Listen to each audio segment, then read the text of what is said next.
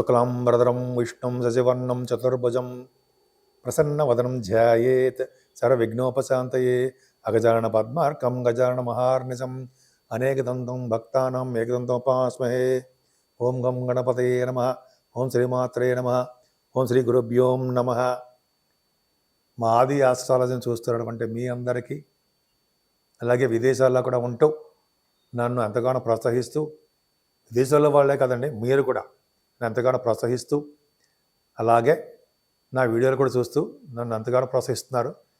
So మీరందరికీ పేరు పేరున నా హృదయపూర్వక నమస్కారాలు.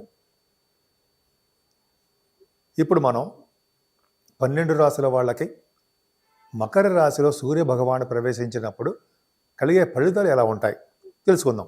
దానికంటే ముందర ఏంటంటే, మీరు మీ జాతకాలు తెలుసుకోవాలన్నా, లేదా మీ ముహూర్తాలు పెట్టించుకోవాలన్నా, ముఖ్యంగా ఏంటంటే మీ జాతకాలు తెలుసుకోవాలనుకుంటే date of birth, time of birth, place of birth ఉండాలి. సో మీకు ఏమి ప్రాబ్లమ్స్ ఉన్నాయి, వివాహం ప్రాబ్లమ్సా, లేకపోతే మ్యాచింగ్ అంటారు సార్, వరుడు వధువు యొక్క జాతక మ్యాచింగ్, అది తెలుసుకోవాలన్నా, అలాగే ఇదంతా కూడా మకర రాశిలో ప్రవేశించినటువంటి సూర్యభగవాను కాబట్టి ఉత్తరాయణ పుణ్యకాలం.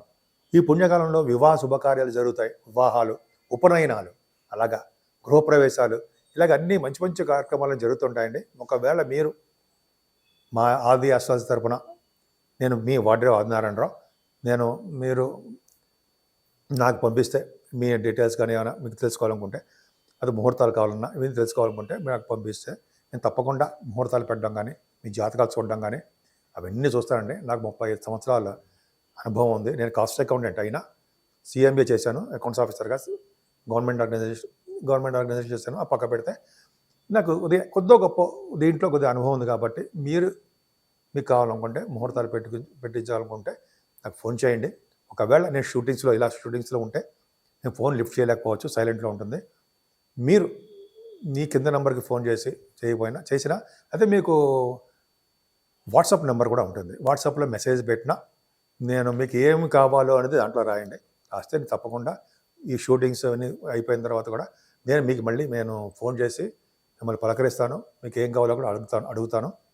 సో మీకు ఏమైనా కావాలనుకుంటే ఈ కింద నెంబర్కి ఫోన్ చేయండి. ఇప్పుడు మనం మకర రాశిలో సూర్యభగవానుడు ప్రవేశించినప్పటి నుండి 12 రాశుల వాళ్ళకి ఎలా ఉండబోతోంది? బ్రహ్మాండంగా ఉండబోతుందండి. అంటే సూర్యభగవానుడు యొక్క పవర్ ఎలా ఉంటుంది, జనవరి నుంచి ఇలా ఉండబోతోంది తెలుసుకుందాం. ఈ సూర్యభగవానుడు అంటే మకర రాశిలోకి 14వ తారీఖు జనవరి నుంచి మకర రాశిలో ప్రవేశిస్తాడు. 12వ తారీఖు ఫిబ్రవరి వరకు కూడా మకర రాశిలోనే ఉంటాడు ఆయన. సో ఈ మకర రాశిలో ఉండడం వల్ల 12 రాశుల వాళ్ళ ఫలితాలు ఎలా ఉంటాయో తెలుసుకుందాము. ఇప్పుడు మనం మిథున రాశి గురించి తెలుసుకుందామండి. మిథున రాశి వారికి సూర్యభగవానుడు మకర రాశిలోకి ప్రవేశిస్తున్నాడు 14 జనవరి 2025 పగలు 2:45 సరే, అది పక్కన పెడితే ఈరోజు 14వ తారీఖు అంటే మీకు సూర్యభగవానుడు మకర రాశిలో ఉన్నప్పుడు ఇచ్చే ఫలితాలు ఎలా ఉంటాయి? ఆయన మీ రాశికి అష్టమ స్థానం అవుతుందండి. అష్టమ స్థానంలో రవి దోషకారకుడు, మంచి పనులు చేయనివ్వడు, చిన్న ప్రాబ్లమ్స్ ఇస్తుంటాడు. ముఖ్యంగా అనారోగ్య సమస్యల్ని మీకు ఇస్తాడండి. కొద్దిగా అంటే మిమ్మల్ని భయపెడుతున్నట్టో, ఏదో మిమ్మల్ని కించపరుస్తున్నట్టో ఏమీ అనుకోవద్దు. అంటే మనం దానికి సంబంధించిన రెమెడీస్ కూడా తెలుసుకుందామండి. అసలు ఆయన ఇచ్చే ఫలితాలు ఎలా ఉంటాయో తెలుసుకుందాం. ఏ ఒక్కరికి ఉద్దేశించి మీకు అని చెప్పింది కాదు. మనం ఏంటంటే ఈ నాలెడ్జబుల్ కోసం తెలుసుకుంటున్నాం. దీనివల్ల మనకి ఏమవుతుందంటే, మనం ఏ మంచి పనులు చేస్తే మనకి చెడు నుంచి బయటపడతాం అనేది సూర్యభగవాన్ యొక్క గురించి చెప్పబోతున్నాం. సో మీకు ఏం లేదంటే, సూర్యభగవానుడు చాలా ఆరోగ్య ప్రదాత, ఐశ్వర్య ప్రదాత, నమస్కార ప్రియుడు. సరే, మీకు ఏంటంటే అష్టమ స్థానంలో ఉండడం వల్ల అనారోగ్య సమస్యలని మీకు ఇస్తాడు. మీకు పుత్రులు కూడా ఉంటారండి. ఆ పుత్రులు ఉండడానికి అవకాశం, మంచి సత్పుత్రులు ఉంటారు, మంచి కుమారులు ఉండడానికి అవకాశాలు ఉన్నాయి. వారు అంటే మీ పుత్రులు ఎక్కువ కాలం జీవిస్తారు. అంతేకాకుండా కొద్దిపాటి మీకు ఐ ప్రాబ్లం రావడానికి అవకాశం ఉందండి. ఐస్ కొద్దిగా ప్రాబ్లమ్స్ వస్తాయి. కొద్దిగా అష్టమ స్థానం నుండి రవి వలన నేత్రాలు అంటే ఐస్ అనమాట, కొద్దిగా ప్రాబ్లమ్స్ రావడానికి అవకాశం ఉంది. అందుకని కొంచెమైనా మీరు ధర్మంలో దానం చేసుకుంటూ ఉండాలి. సరే, అది పక్క పెడితే ఈ అష్టమ స్థానంలో ఉన్నటువంటి రవి వలన మీకు శరీరంలో పీడ, గృహంలో పీడ, కొద్దిగా శరీరంలో బాధలు, మనస్థిమితం లేకపోవడము, ఏ పని కూడా చేయాలన్నా ఇంట్రెస్ట్ కలగలేకపోవడము, శ్రద్ధ లేకపోవడము, అన్ని రంగాల్లోనూ చదువులో కూడా వెనకబడిపోతూ ఉండి మార్కులు అంటే జనరల్గా ఎడ్యుకేషన్లో ఉన్న వాళ్ళకి తక్కువ వస్తూ ఉండడము జరుగుతుంది. సో అందుకనే మనం ఈ నల్లాళ్ళు కూడా అండి సూర్యభగవాన్ని అంటే ఈ నల్లాళ్ళు కూడా సూర్యభగవాన్ని పూజించడం చాలా మంచిది. సూర్య నమస్కారాలు చేయడం మంచిది. ముఖ్యంగా 14వ తారీఖు అండి. 14వ తారీఖు ఎందుకని ప్రత్యేకంగా చెప్తానంటే ఆ రోజు పుణ్యప్రదం. ఉత్తరాయణ పుణ్యకాలం వస్తుంది కదా. ఉత్తరాయణ పుణ్యకాలం వచ్చినప్పుడు సూర్యభగవానుడు మకర రాశిలో ప్రవేశించడాన్ని ఉత్తరాయణ పుణ్యకాలము అంటాం. అద్భుతం, చాలా మంచి రోజు అనమాట. ఆ రోజు మీరు మీ మిథున రాశి వాళ్ళు గంగా స్నానం కానీ సముద్రం కానీ గంగా స్నానము, నది స్నానాలు, గంగా స్నానం, సముద్ర స్నానం సముద్ర స్నానం కూడా చేస్తాం. సముద్ర స్నానాలు కానీ లేకపోతే సరియు నది స్నానాలు కానీ, యమున, త్రివేణి సంగమం, ఈ నదుల స్నానాలు చేయడం అత్యంత ప్రాముఖ్యత ఉంది. ఒకవేళ మనకు అది కుదరదండి, మన దగ్గరలో నుండి ఏ నదిలో స్నానం చేసినా కూడా మంచి ఫలితాలే ఉంటాయి. ఒకవేళ మన దగ్గరలో నది కూడా ఉండదు, మన ఇంట్లోనే గంగేచే యమునైచే నర్మదా సింధు కావేరి మన గంట పంచాంగంలో ఉంటుంది కదా, ఆ మంత్రం జపిస్తూ తల మీద స్నానం చేయాలన్నమాట. తలంటు పోసుకోకూడదు, తల మీద స్నానం చేయడం చాలా మంచిది. నది స్నానాలు చేసిన వాళ్ళకి, నదులలో స్నానం చేసే వాళ్ళకి అర్ఘ్యం కూడా సమర్పించాలండి. సూర్యభగవానుడికి 2 దోసెల నిండా నీళ్లు తీసుకుని వీలుంటే ఎర్రని పుష్పాలతోటి ఇంకా 3 సార్లు కానీ 11 సార్లు కానీ స్వామికి చేయాలి.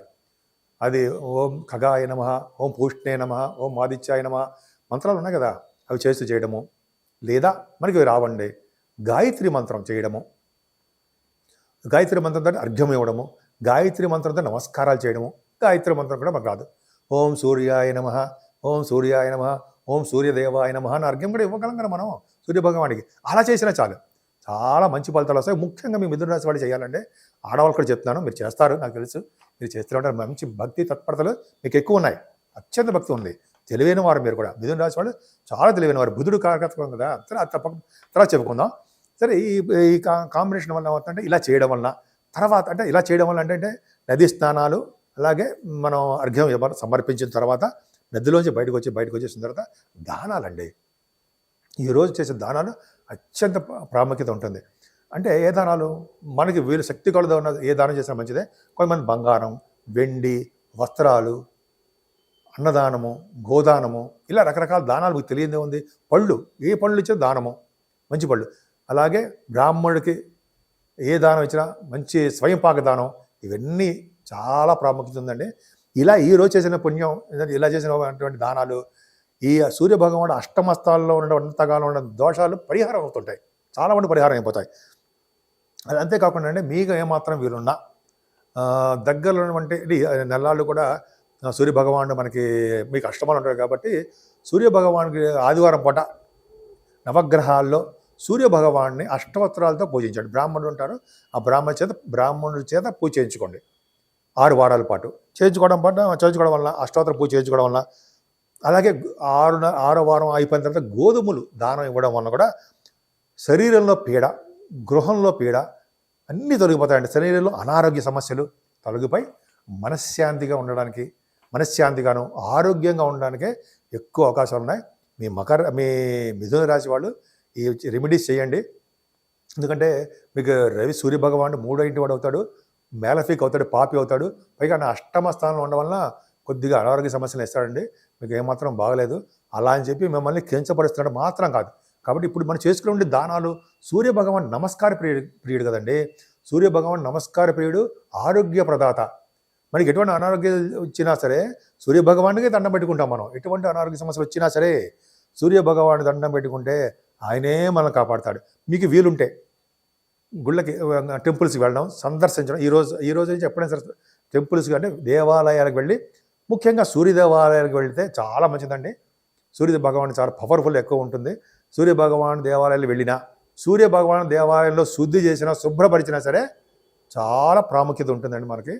అది వచ్చే జన్మకు పుణ్యఫలం బాగా ఉంటుంది. ఈ సూర్య భగవాన్ టెంపుల్ అని కాదండి, ఏ దేవాలయాలైనా సరే మన గురుగారు కూడా చెప్తుంటారు కదా, శుభ్రపరిస్తే చాలా మంచి ఫలితాలు మనకు సంప్రాప్తిస్తాయి. మన పిల్లలు మంచి అభివృద్ధి చెందుతూ ఉంటారు. ఈ విధంగా మీ మిథున రాశి వాళ్ళు తప్పకుండా ఈ కార్యక్రమాలు చేయండి. ముఖ్యంగా గాయత్రి మంత్రాన్ని మాత్రం వదలకండి. ఆవిడే సర్వదా రక్షగా ఉంటారు. సూర్యభగవానుడి యొక్క స్వరూపమే గాయత్రి. సో ఈ విధంగా చేయడం వల్ల మీకు అన్ని సర్వశుభాలు జరగాలని, మీకు శరీర బాధలకు తరగాలని, ఎప్పుడు ఆరోగ్యంగా, డైనమిక్గా, తెలివిగా, స్పోర్టివ్గా, స్పీడ్గా ఉండాలని నేను మనస్ఫూర్తిగా కోరుకుంటున్నాను.